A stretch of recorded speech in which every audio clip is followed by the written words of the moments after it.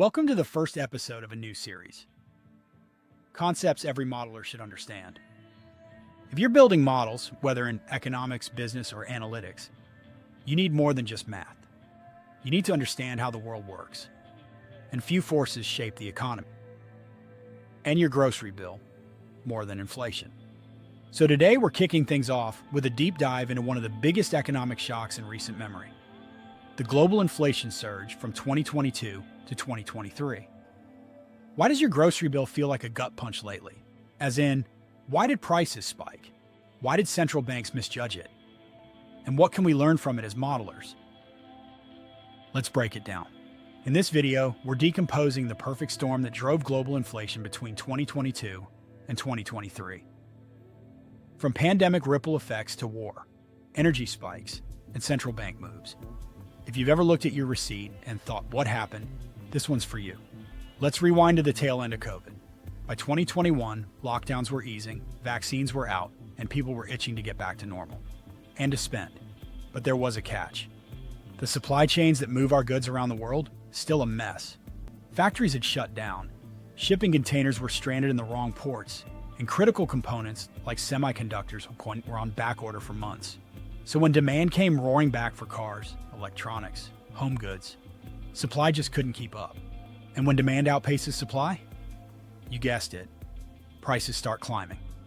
Governments didn't sit on their hands.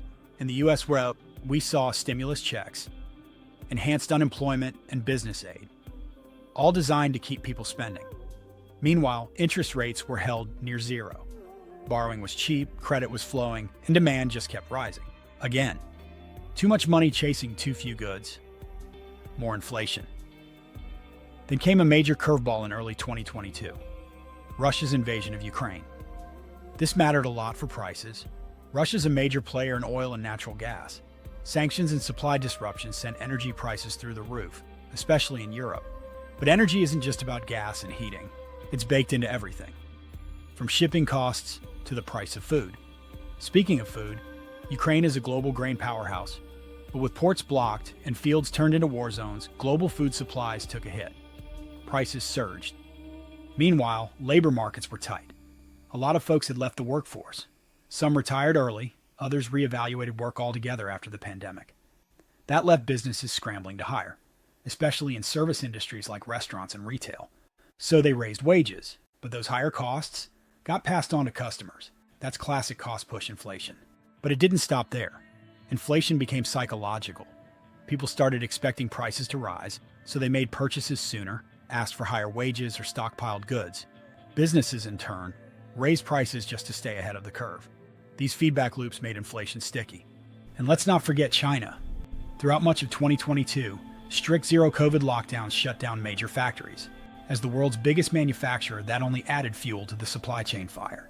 At first, central banks, like the Fed, hoped this was just temporary. Transitory, they called it.